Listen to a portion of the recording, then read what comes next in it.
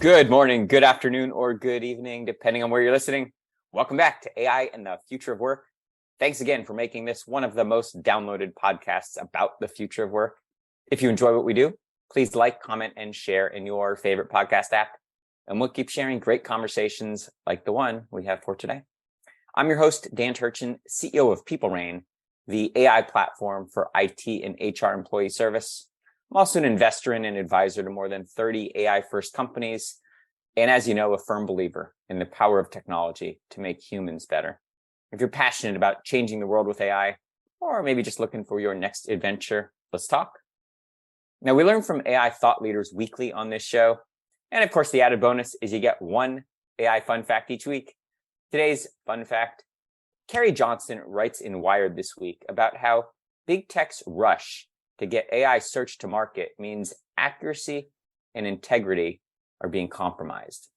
According to Alex Hanna, who previously worked on Google's ethical AI team and is now head of research at nonprofit Distributed AI Research, financial incentives to rapidly commercialize AI are outweighing concerns about its safety and ethics.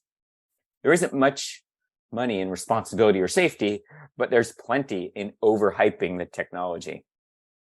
As bots like Google's Bard and Microsoft's Bing continue to what we've colloquially called hallucinate, the term applied to conversational AI bots that spew comically untrue information, public trust will continue to erode in really what are amazing new technologies. We've seen this tech arms race go horribly wrong in the past, most recently with self-driving cars that crash. But even before that, with mobile devices that explode or bots that become racist overnight.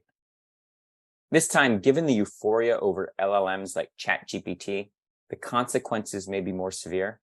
As a community, let's continue to hold big tech accountable and ensure we don't compromise ethics to get immature products to market before they're ready. As always, we'll link to the full article in today's show notes. But now shifting to this week's conversation, Artem Korem co-founded Sembly AI in January of 2019 to bring the power of AI to online meetings. We've had some really interesting conversations in the past on this podcast about innovation in this space with great entrepreneurs like Krish Ramaneni from Fireflies and Rich White from Fathom. Artem and his team developed an app that listens in on virtual meetings and does all the note-taking for you, including recommending action items and suggesting what topics are most important. These are really hard AI problems to solve, and Sembly's success is an indication they're off to a great start. Before Sembly, Artem was an executive and co-founder at companies including Neusana and Visual Trading Systems, and he spent time as a manager in big company land at Ernst Young. Without further ado, Artem, it is my pleasure to welcome you to the podcast. Let's get started by having you maybe share a little bit more about your background and how you got into this space. Thank you, Dan. Excited to be here on the podcast with you. It's an exciting time to be in AI, and I'm happy to tell the world a little bit more about Sembly and how it factors into the landscape of AI activity today. My background originally is in technology and technology management, and I transitioned later into management consulting. The brand or flavor of the management consulting was operational management for Fortune 500 companies. Effectively, that was leading large teams of implementers and stakeholders, sometimes in the hundreds, to do transformational efforts for process, technology, and organization across a wide variety of systems and a wide variety of verticals. And as you mentioned, spent some time in big company land with EY as a senior manager there. And as I transitioned out of my management consulting part of my life and was thinking about what's frontier and what's coming up and what's interesting, my co-founder, Gil McLeff, and I thought about the fact that so much results, so much delivery is driven by meetings, especially in consulting world. It's really meeting after meeting after meeting. It's connecting with different teams of people and sharing information, defining deliverables, ensuring the deliverables are coming in correctly. And meetings are the driver of these large efforts across bigger companies. And it was so interesting at the time that potentially the last remaining bastion of non-digitized space were meetings, and they were such a big contributor to value creation in companies. And we thought it makes every sense in the world to have AI connected to the meeting space to begin to listen, understand what's happening in a meeting, and then to help teams in all kinds of ways once AI is able to plug into team conversations. And that's where the idea of Sembly AI was born. It was the cusp of transcription becoming very high quality and beginning to understand spoken language really, really well. And then transitioning that into some of the analytics that we began to offer with Sembly, things like meeting notes, summarizations, actions, issues, risks, decisions, and so on, and arriving at the product that we have today. So you mentioned your experience as a consultant, and it sounds like Sembly scratches an itch that you had as a consultant.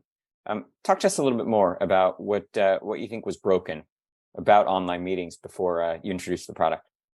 Yeah, I think I like the idea of the evolution of the airline industry, and I think where Sembly fits in is very analogous to what's been going on in terms of evolution of airplanes. So, originally airplanes fully mechanical, maybe even some pedals involved or something like that. Eventually, you had some indicators to tell you if things were going well or not, and then you can pay attention to those indicators and respond. And in modern airplanes, you actually have whole areas of automation where the airplane can effectively take off pretty much independently, can effectively land very independently, can set course and correct course very independently, and also account for different happenings during flight and respond to them intelligently. And I think that describes really, really well the evolution of technologies in that space as well. When I was a consultant, my world was Excel, PowerPoint, and Notepad. That was my tool set. And in large environments, what you always have is many, many work streams of activity. And so every work stream is this flow of information exchange. And if you're in a project management or a delivery leadership role, you're acting as a sort of a human router of information. And so you're bringing in ideas, concepts, requirements. You're routing those concepts and requirements across to teams for delivery. You're routing updates on those deliveries to the management. And there's a lot of data processing and transformation, and you're doing this across all these different layers of activities. And Excel helps to keep things organized. Notepad helps to jot down certain ideas. PowerPoint helps. You can put together a quick summary update or status update. But that's effectively where things end. And so I think, pre-Sembly, we were at that, kind of very mechanical airplane situation. And so what the need for Sembly is very natural in terms of, for example, just recall. So you had all these conversations. There were some important points made, some important facts, certain decisions made, certain requirements defined. If you have a overwhelming amount of information that you're dealing with on a day-to-day, it's extremely helpful to just be able to refer back and understand in a very easy way and understand what happened in that meeting. And that's kind of the very easy and foundational value point that Sembly delivers. And then it just grows and grows from there. For instance, we have a Sembly capability where you can, we call proxy attendance. You can send an AI agent to attend the meeting instead of you. So if you have conflicts, if you have a time zone issue, if there's an important meeting that just for whatever reason you couldn't make, you can have a Sembly agent attend the meeting, take down the meeting notes, and when you're ready to review what happened in the meeting, you can, on your mobile phone in the Sembly mobile app, just scroll through the key items that were discussed, look at all of the insights from the meeting, and literally in a minute or two, be fully up to speed on all of the key points from that meeting. So it really multiplies how much information, how much workflow you can manage just by that capability alone. And then, of course, there's the extraction of the key items. You can flow those key items to downstream systems and start to have AI help you with tracking your activity. So, for example, there's a My Commitments feature in Sembly where it listens. So, because it's present on all your meetings, it's listening in on when you're committing to something. So, for instance, I'll have a meeting and I'll say, okay, we're gonna deliver that next Friday, and I'm gonna follow up about this tomorrow, and blah blah blah. I have sometimes 20 meetings a day, and so when I come back on Monday after the weekend, it's very hard to make sure I've tracked every single thing that I was going to follow up on, deliver on, and do. This My Commitments feed automatically generates this, effectively what is a to-do list for me without any prompting, without any commanding clicking. It's just listening, and when it finds an item that it thinks is something I should be working on, it adds it to my list. And you can have those items show up in your to-do apps, and so I can just have an automatically filling to-do list. So very, very handy, very useful things to really multiply my effectiveness throughout all of this busy meeting activity. So this show is about AI and the future of work. And I'd say there are a lot of companies, at least in Silicon Valley, that are on this crusade to end meetings. And their vision for the future of work is fewer meetings. And whenever a meeting could instead be conducted via, let's say, Slack or even via email, that one should be eliminated. And you give the example of sending your Sembly agent to attend a meeting on your behalf. I guess I'd challenge you. One maybe obvious question is, if it's a meeting that my AI agent could attend on my behalf, did it need to happen? Because clearly my attendance wasn't required. What's your perspective on the future of meetings? When do they need to exist, and when can they be replaced by maybe more efficient means? That's a really great point, and there's a lot of ways to improve and disrupt how meetings have happened in the past. And it's necessary, and it's happening, and meetings will transform. I'm not subscribed to the idea of a possibility of no meetings. Meetings are important because meetings is where we share critical information with others who need to have that information at the right time. It's also a way to discuss contextually rich things that are very difficult to discuss in like a Slack or a Microsoft Teams chat box. And it's also a place where we can gauge the level of energy and enthusiasm of our team, which is also important for that human factor. So I don't think meetings are going to be extinct. But I do think that there are certain tendencies that if you don't bring meetings in check, there's this tendency for meetings to grow and grow and grow. So there's this kind of an interesting idea that flows in the consulting world, which is that the conversations are like gas, where if you set a 1 hour meeting, there's going to be a 1 hour conversation. But if you set a 15-hour meeting for the same topic, it's going to be a 15-minute conversation. So my team will tell you I'm a big fan of 15-minute meetings and 30-minute meetings. I try to avoid these long-winded meetings. I think it's important to calibrate meetings to the right result. And so if there's a need for you to provide some kind of an input on a meeting or to clarify some things that you want to understand, which is essentially a conversational exchange, those meetings need to happen, and they're a lot better to happen in person. I see a lot, across my teams, especially when it's one dev team communicating with another, the teams tend to avoid getting into human conversations.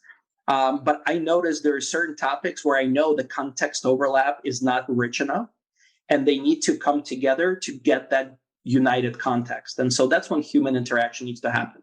But not everyone is providing productive input in the meeting. And in those cases, it's very helpful to be able to send an agent in, because I might want to understand some of the key elements that occurred and get those specific insights. But I don't need to be there for half an hour or an hour. There's nothing I have specifically to contribute. Or if I do have something to contribute, I can do it very quickly. It's a minor item that I can follow up in a chat conversation. And so it's more about right sizing meetings and have the contour of a meeting, instead of being a 1 hour big box, to shape the contour around the necessity of the ideas exchanged.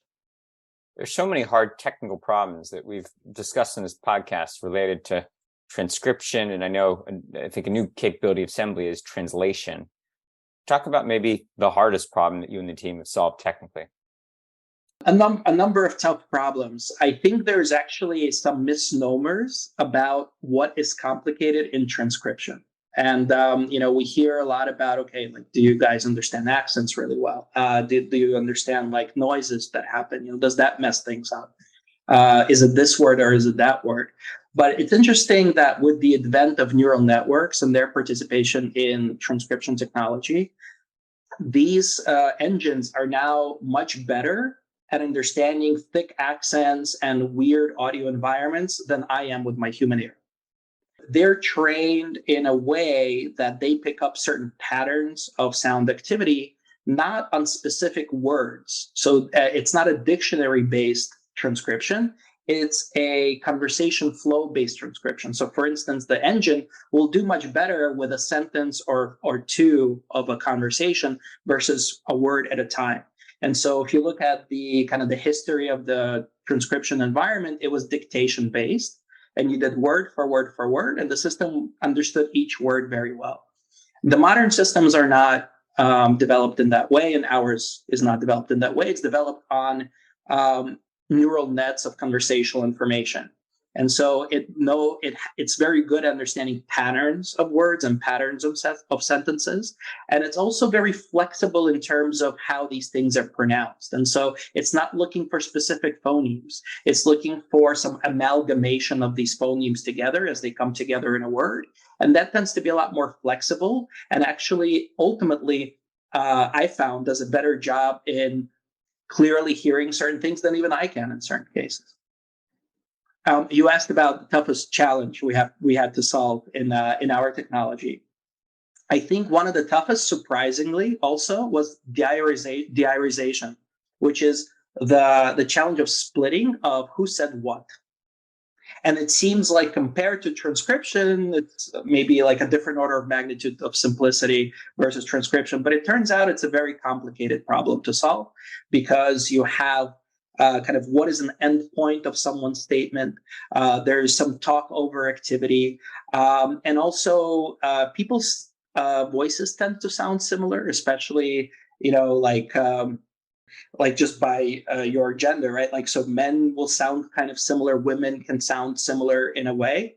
And then people's diarizations can get merged into a single speaker. And so that was a big challenge to resolve. Even big companies like Google, you had to give them the number of speakers for them to diarize your audio. And without the number of speakers, they actually did a really poor job. So building our own diarization engine in our product was one of the bigger challenges, and to do that accurately. Where are you using AI in the product?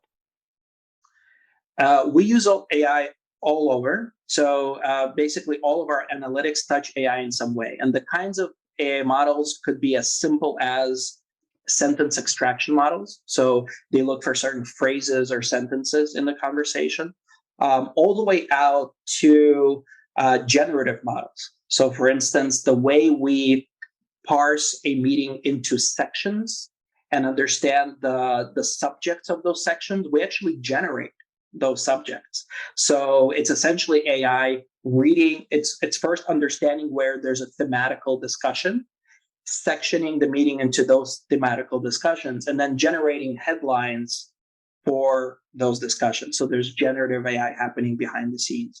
It's really all throughout. And of course, GPT is the talk of the town. Everybody's excited for it. And we'll be doing a lot more with generative type of responses in our product going forward.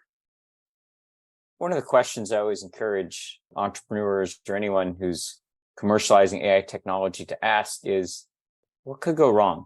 So maybe take the use case of using generative AI to summarize, let's say, a key topic.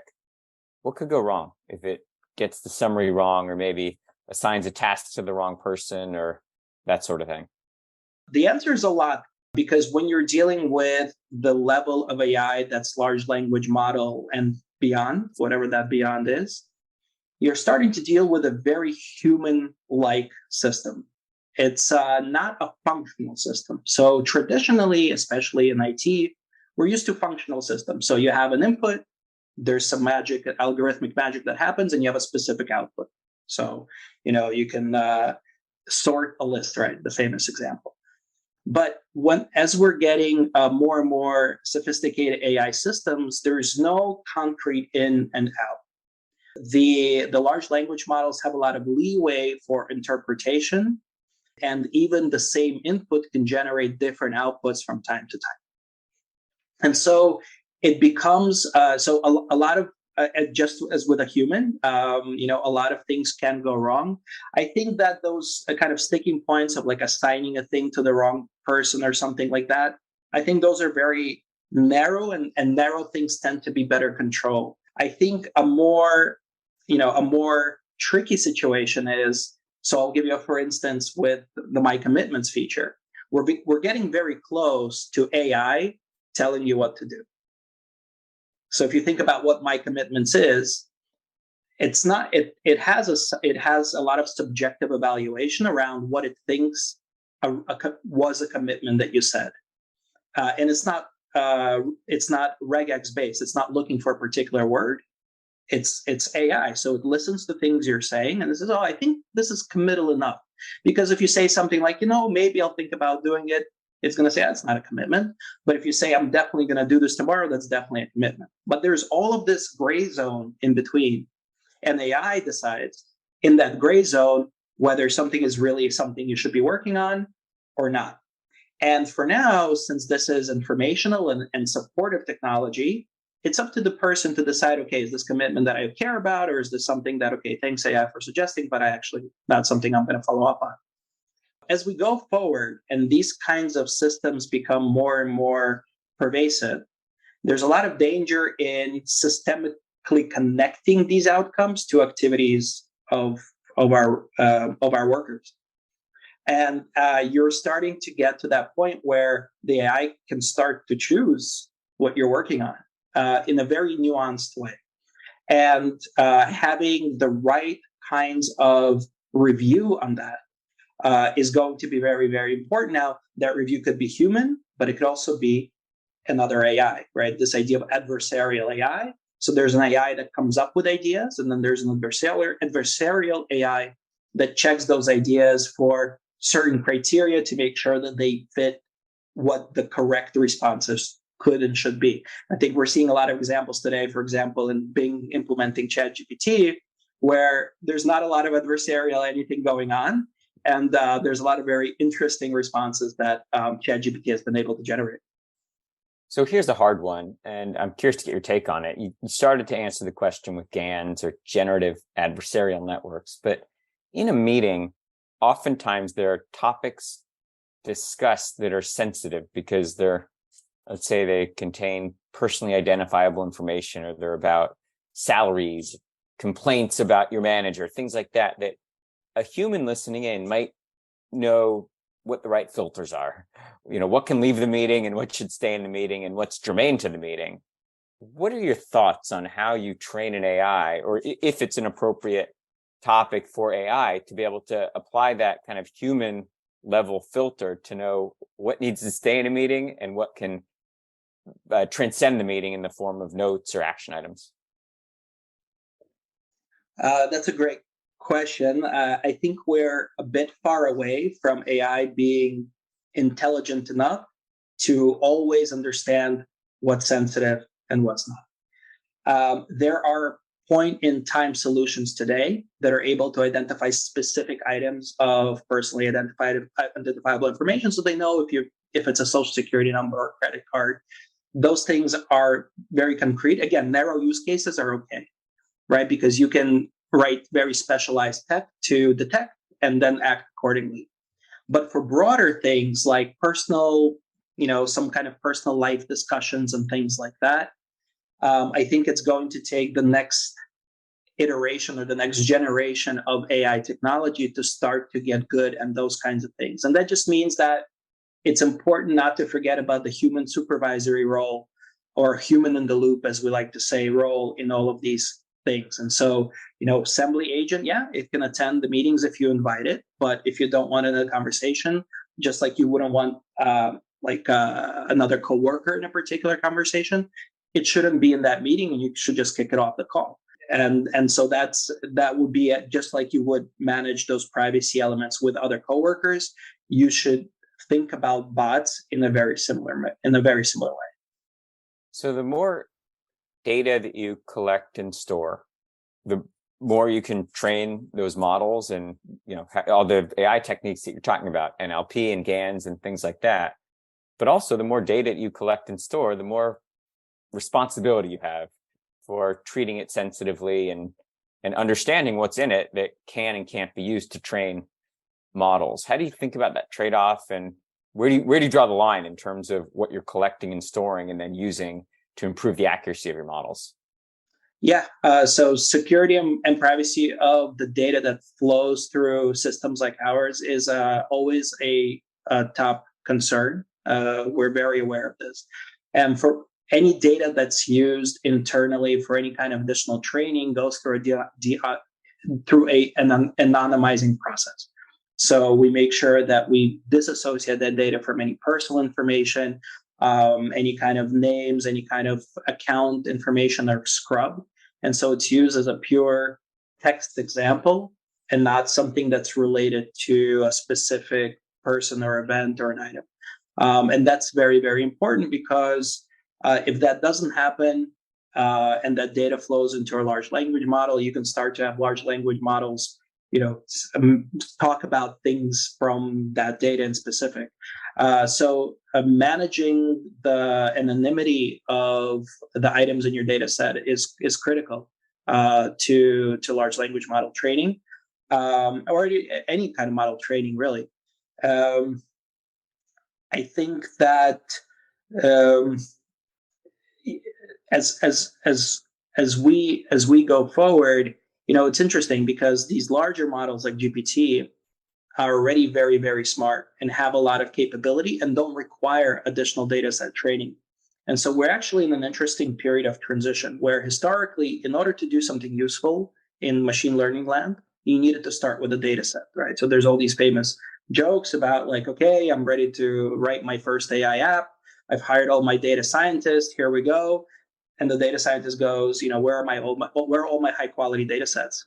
And so I see, and that's still the case. There's still obviously a place for that. But I think as we go forward, these large language models start to take away a lot of that large data set requirement, because they come powered with their own capabilities that are already very strong. On one hand, data sets and data management continues to be very important, and privacy in those continues to be very important. But I see that there's already a shift of processing towards these pre-trained models. And so I think maybe the question now also is, are those models that are becoming, let's say, universal?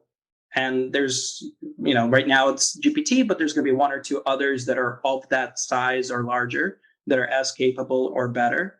Those models, making sure that they don't contain private information, because they take so much more information to train. And it could be a lot more difficult to make sure that personal information is removed from all of those records that those models try to absorb.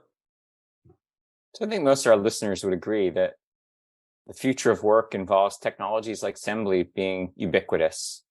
Talk us through, how's work different, hopefully better, whether it's 1 year, 2 years, 5 years, 10 years, when it's just assumed that you have an AI agent supporting your meeting hygiene? So it's already ubiquitous in my work. And the value it provides is already very beneficial. And as we go forward, what you can expect from technologies like Sembly is to better understand you and your needs and to act accordingly. And so where, the past couple of years, it was meeting notes and summaries generically for any kind of meeting. As we go forward, we'll understand really well, what kind of meeting are you in? What is your role in that meeting? And then Sembly will provide results that are more personalized to you. So, and specifically for that kind of a meeting outcome. So depending on what you expected out of the meeting or needed to get out of the meeting, Sembly will know that and will send you that information preemptively. Also, for your next meeting, it will prompt you with all the information from the prior meetings that are relevant to your follow-on.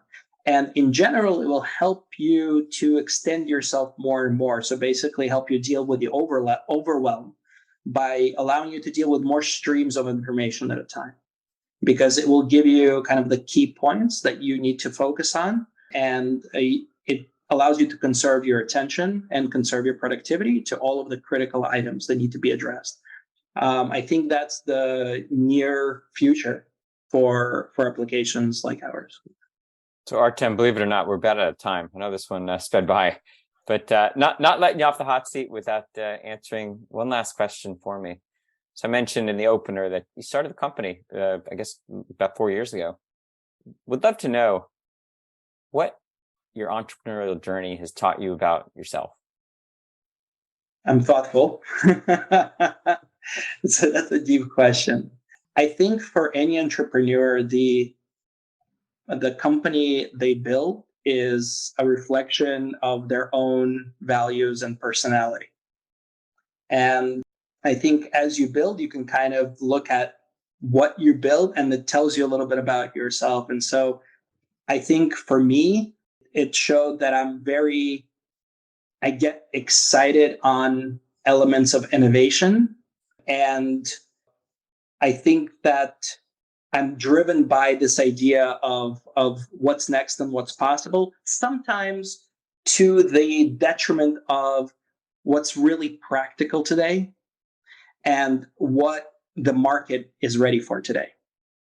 And you know, I guess I'm kind of like the kid that just found out that, you know, Earth goes around the sun and not the way around, and I want to run in and tell everyone. Not everyone is ready to hear. And so when we just started Sembly early on, you know, we had these ideas about all of these amazing ways that it could be applicable, and we targeted the large work environments right away. You know, we were very excited, but the world was, wait, what is this? How does this work? No one really understood it yet, and there was a lot of explaining to do, and it was tough to get that traction initially. Today, the world is ready, and we get a lot of pull for our product. But now I'm already screaming about the next thing, and so I'm constantly sort of testing the water of where adoption can happen, and trying to kind of move that along. So I think always a little bit more excited about like the edge of the edge before the market is ready to take it on. Maybe that's a little bit about how I am as an entrepreneur. I think that's the real definition of entrepreneurship. What you just said. It's always pushing your personal boundaries and always pushing the boundaries of a market. And it's such an intense experience. I think anyone who hasn't started a company with their own bare hands can't quite appreciate, you know, just the connection, the intensity that you feel and the commitment that you feel toward your company. Absolutely. It's a baby. Well, this has been a great conversation. And as we were talking before we started recording, so many of these themes really require a whole separate discussion, and we packed a bunch of them into a quick discussion here. So maybe you'll come back another time and we'll pick up where we left off. That sounds great. I'd love to. Before I let you go, where can the audience learn more about you and the work that you're doing? www.sembly.ai, Sembly, or just Google for Sembly. You'll find us, and it's very easy. It's a very turnkey, very user-friendly product to try.